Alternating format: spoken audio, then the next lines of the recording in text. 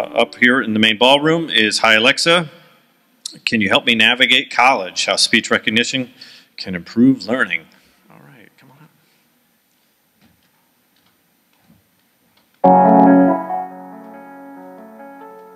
Hi everyone, my name is Anel Albertao. My partner is going to come up here, my former classmate. It's nice to be here. It's nice to be here in Miami in the nice weather that you guys are having. I'm coming all the way from California. Hi, I'm Jessica Gershuny, and like Anel said, I'm coming from DC, so a little bit shorter of a distance, but first time in Miami, really excited to be here at FIU today. So this is us. Like Anel said, we were in school together at Georgetown, studying learning, design, and technology. So Anel is living in Silicon Valley. She's a K-12 educator, did a learning design stint at Stanford, and she's a first-generation college student herself, so has some really great experiences and committed to really helping create access pipelines. And I'm Jessica. I direct admissions for the School of Foreign Service at Georgetown University. I'm an instructional designer, and I do a lot of research on AI and the future of work. So is that question of how does a Silicon Valley awesome woman here and myself kind of get together and think about how is AI, the fourth industrial revolution, all these buzzwords we're talking about, how do we use this sophisticated technology to help students?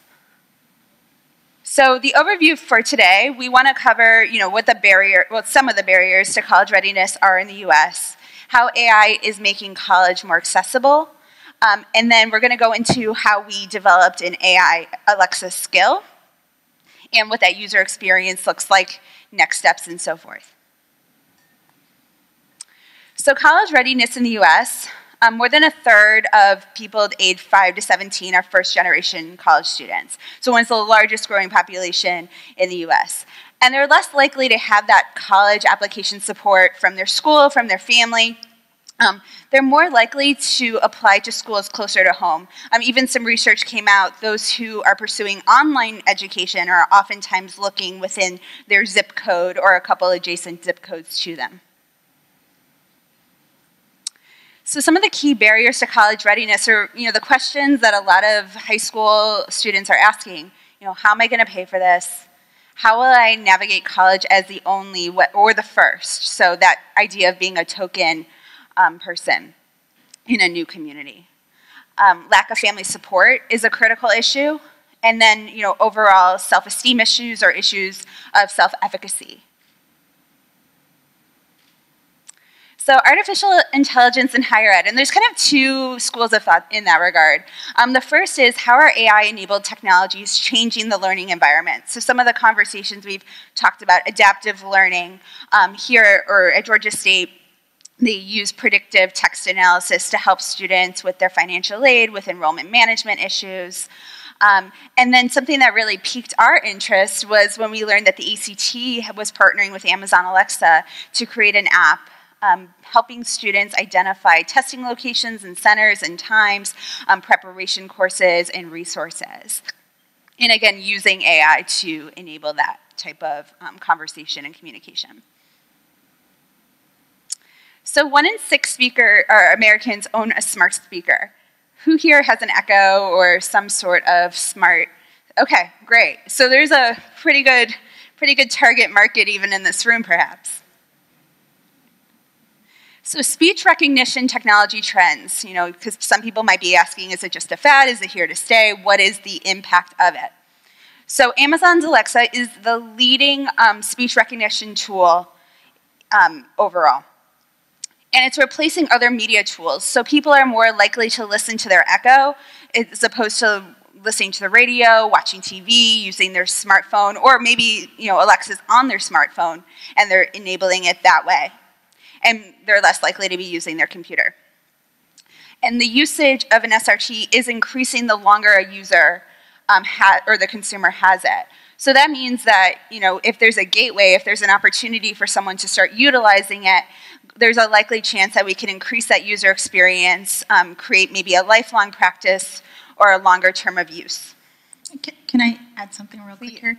So one other aspect that I find that's really interesting as a high school English teacher is that students already have access to this. So for example, the school district that I work for, students have access. There's a program where students can get a cell phone. And so students already have access to at least a cell phone that they can, if guided properly, can be used for learning. And so I did my own little survey in class at the beginning of the school year, and I asked them, do you have Echo? Do you have access to Alexa?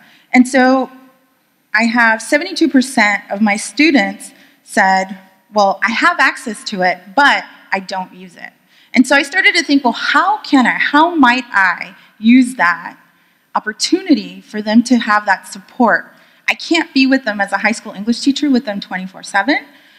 Maybe their parents aren't aware of how to use this technology, but what can I do as an educator to start helping my students understand that they can find a way to start helping themselves learn the process for college, whether it's admission or learning? Great. So we're going to talk a little bit about our excuse me, our SRT skills. So it's called College Time, and we really wanted to take a human-centered approach to the design of this tool. That kind of spoke to our research at Georgetown and how we wanted to approach this project in conversation. So, thinking through our value proposition, and, this is really transferable to any project that you're thinking of adopting an AI skill for. So what is the goal or purpose? How will your customers use it? What kinds of information do you need to collect from customers to personalize that experience? And that personalization component is really critical because that's where the AI becomes so powerful in its impact to impact change. So I decided to kind of look at this after I started looking at my students' behavior in class, how they were really engaged with their cell phone when they shouldn't be. I did have a Chrome cart in my classroom, but I started realizing they don't know how to use it. They're really good at using technology for entertainment, but they're not very good at using it for teaching themselves things. So I started to think, okay, this, although it frustrated me, how can I make this an opportunity for learning? And so we started talking, we were realizing, oh, maybe this is an opportunity to kind of use a technology to help students kind of learn how to help themselves. Because that's a lifelong skill. You come to college, as all of you might already see, that maybe kids still don't know how to use technology properly. So I started to think, well, what can I do as a high school teacher to kind of start preparing them for college, or just anything lifelong learning-wise? And so I started thinking about, okay, how can I use Alexa? Since I did the survey and I realized, okay, they do have access to Alexa. So I started looking at college and university information because we were looking at the admissions process. And my students were telling me that they really didn't understand the admissions process to college. And I started to think, okay, that's really important for you to know. You can't always depend on your high school counselor to give you that information because the ratio is very high, college counselor or high school counselor to student. Sometimes, not all high school admissions people and universities go to all high schools. So they can't necessarily reach out and touch every student. So how is it that a tool such as Alexa can be used? So I started thinking about, well, high school students, college-age individuals, and parents and guardians who might be interested in finding out more information about the admissions process. And then some of the benefits in using this are that it can be personalized for different colleges or universities. It can provide scaffolding for learning goals, and it does encourage longer use. But the key to everything is training them and teaching them how to use it properly. The good thing is that it doesn't take too long to teach those skills. The thing is, you have to use it with intent. Like, you have to make it explicit. This is what we do, and this is why we do it, and this is how we do it. That's really important. Because if you look at any technology, whether it's a game or if it's using Netflix, everything is very purposeful. When you're using Netflix to watch a movie, you were taught how to do that through Netflix. They taught you how to use that technology, their system. So we have to do the same thing if we want students to learn how to use something like Alexa or anything like that, any technology. It has to be based on intent. You have to teach them how to use it because they're not just going to magically get it. So how you build this, I'm a high school English teacher. I'm not a coder. I did take a program at Georgetown, but I don't code. So I started experimenting with this and trying to figure out how can I do this. So there's two ways that you can put a skill together on Amazon. The first way is, I call it the easy way, is the blueprint model. So they have these kind of like skeleton type structures or supports where you can actually program the skill to do whatever it is you want it to do. So you tell Alexa, you have to have a keyword, which is Alexa, to start it, and then you start programming questions or types of questions that your students might be asking for whatever it is you want them to use it for. And then from there, you program the responses. This way, the blueprint model is very simple, very easy. There's videos, there's a lot of things you could do to learn how to use it.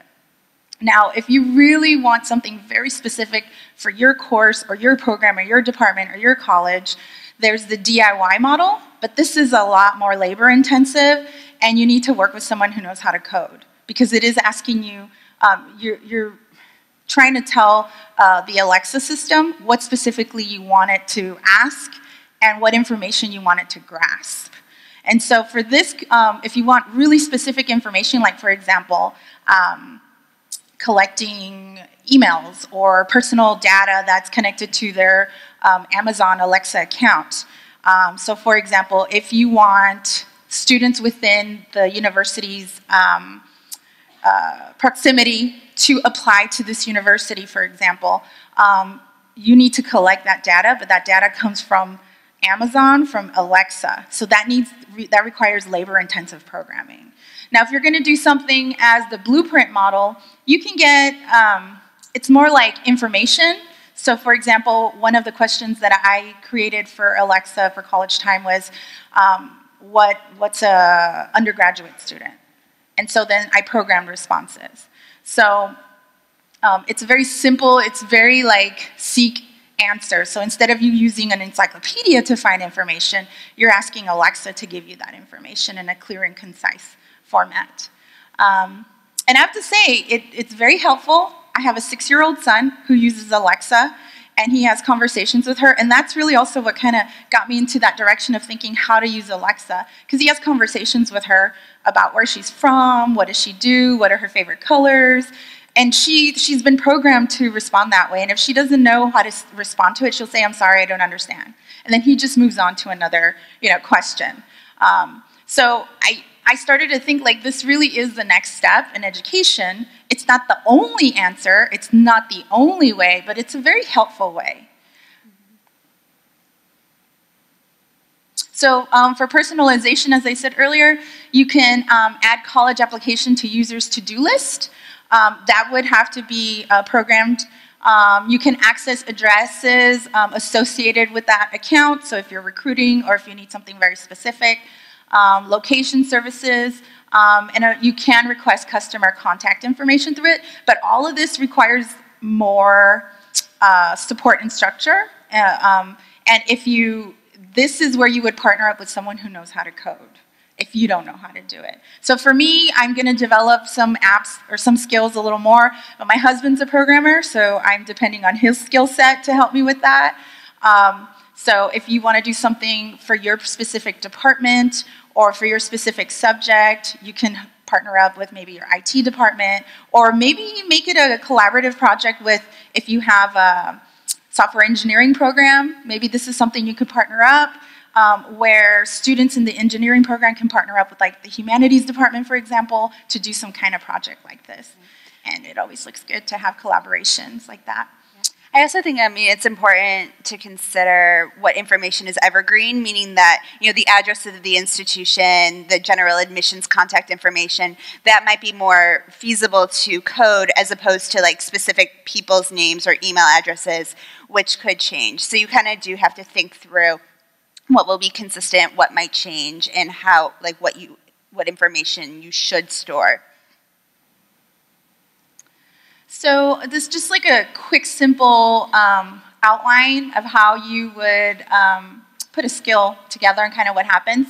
So first you have the Alexa, you ask it a particular question. For example, here it's the weather. you're invoking a particular skill. And I just love this new terminology that's coming in with this, because if you think about what the word invoke means, it means to bring up or to rise up. So you're asking Alexa to kind of reach into the depths of its chip and figure out, okay, this is what you want me to tell you. So I found that really, I'm a high school English teacher, so I kind of look at metaphors in that way too. But I just really like that idea that you're trying to arise, to bring something from Alexa to help you. So for here, you would invoke, like, what is your intent? What is it that you're looking for? So for this particular example, it's the weather skill. You can also add a text response. So like if there's, you're using an Amazon Fire tablet or an Apple tablet or just an Android tablet, you could also have cards created. And it's like the way I understand it, it's like an index card. That's a visual representation of whatever it is you're looking for. So I think that's also very helpful if you want to use something like that, like maybe for, I don't know, whatever subject it is you're teaching or recruitment. And then you can have some kind of display card. So they do have Amazon with screens. So you can have that as part of your information seeking like results. And then you also have the audio response, whatever it may be. My son likes to use it to ask questions about like space, because he's really into outer space right now. So he'll ask about like Apollo 11, and then Alexa will respond to that.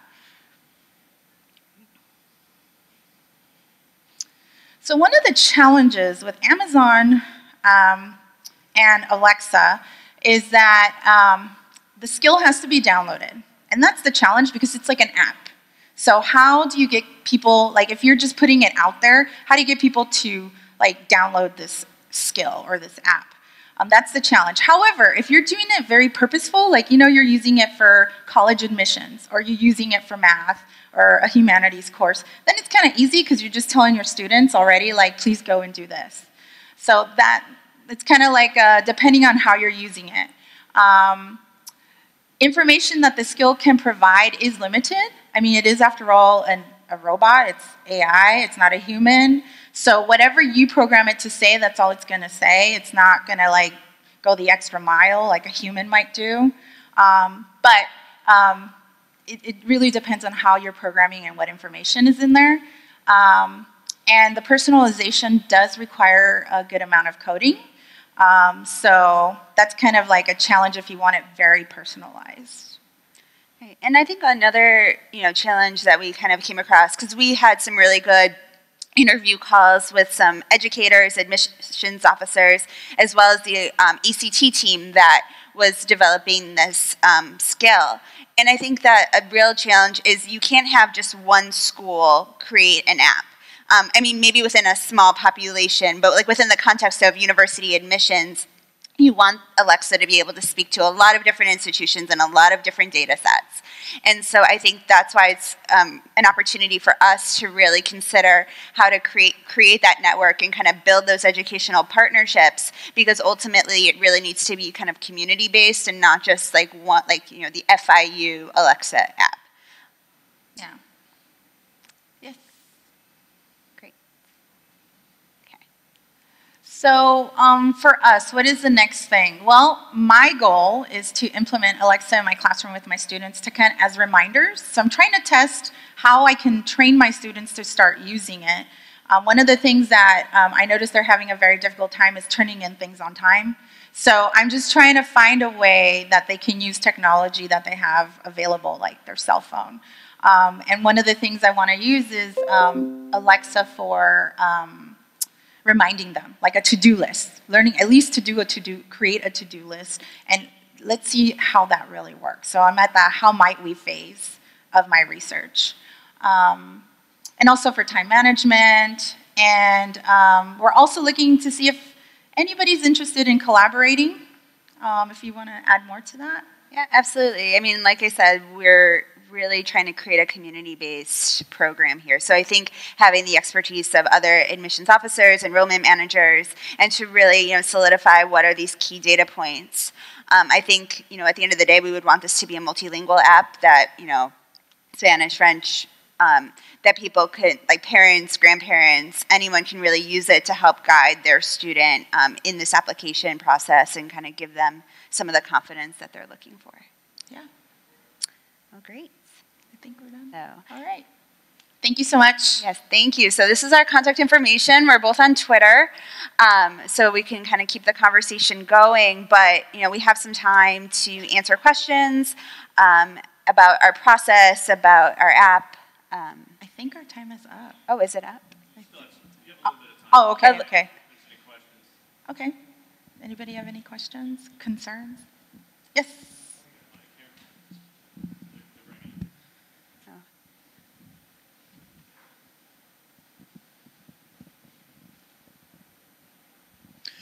Hi there. When you were talking specifically about time management, for instance, and I have to wonder as an educator, if you have something that helps students or reminds them to get their assignments in on time, you might improve their submission rate or their on-time submission rate. To me, that seems like a very different thing from actually teaching time management. And I wonder what those still seem almost, those two ideas always seem in opposition a little bit to me. So I was wondering how you think about that. I think the challenge with time management goes also into trying to understand what your student's life is like. Like, what is their journey, the student's journey? And so what is it that's happening in their life that's now either they don't, now allowing them to manage their time properly, or they don't understand what it means to manage their time properly. And then what is properly? Like everybody has their own definition of what managing time properly is. So for me, the challenge as a high school English teacher has been trying to understand all the different backgrounds my students are coming from. Because the school district I work at, has a plethora. You've got students who've got it together, they're in honors, AP courses, they've got it all going on, using their cell phone, learning how to manage their time after school with clubs and everything. And then I have students who are completely lost and they have IEPs or 504s or they're English language learners. So I'm at that place where I'm trying to understand what is the common thread between all of my students. And then from there, trying to figure out what is it that time management really means, like in a high school environment, and then to that student, and how can I address that? What I've noticed so far and what I've noticed with my students is that they don't understand how they can use technology to help them organize their time. And so if I say, how do you organize yourself? They're like, well, I have a binder. And I'm like, okay, well, what's in that binder? So I'm trying to get to the root of their understanding, and then from there working, I guess you would say backwards, to try to figure out, okay, how can I best address that? I don't know if that answers your question, but yeah. Sure. Great. Sure.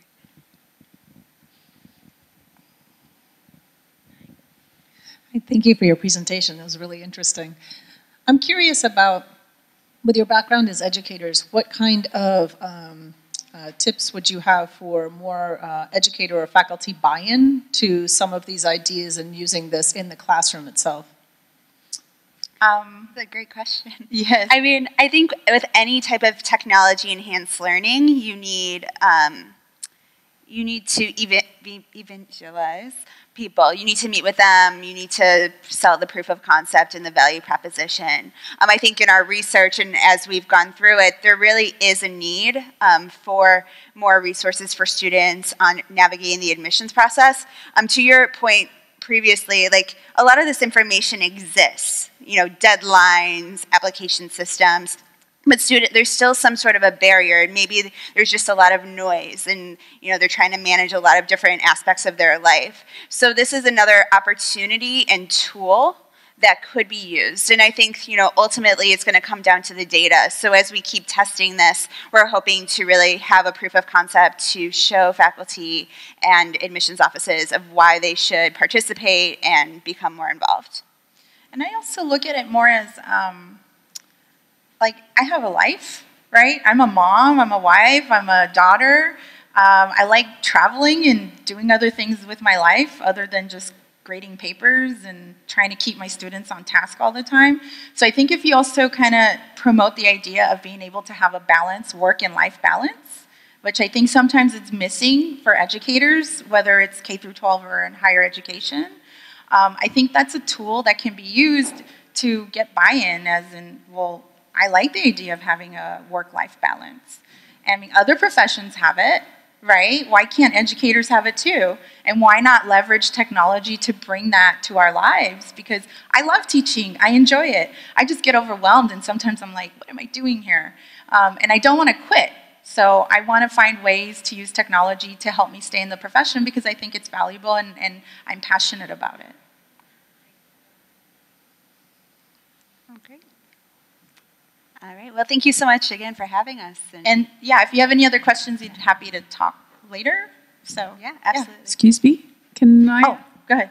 So I was just wondering if every question that anybody asks Alexa, somebody has written an answer to, rather than, you know, somebody is saying, well, this information is on this web page. You know, Alexa, go find it there, right? So it's really coding every single answer. Depending on how specific you want it to be, it can be very time-consuming and very specific if you want Alexa to say those exact words. But for example, like if I want to know, just as to your like registry, you know, going to college thing, right?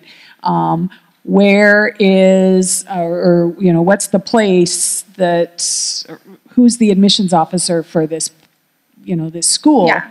And somebody has gone in there and said, you know, they're not just, Alexa isn't just going to that school, finding the admissions officer and giving you a name. No, Like, you have to program it. You have to tell Interesting. Alexa what Okay. to say. All right. Which is why evergreen, meaning like specific websites or general emails, is going to be more feasible in the long term to maintain this app. Mm-hmm. Yes. That's a good question. Oh, great. Okay. All right. Thank you for your time. Thank you.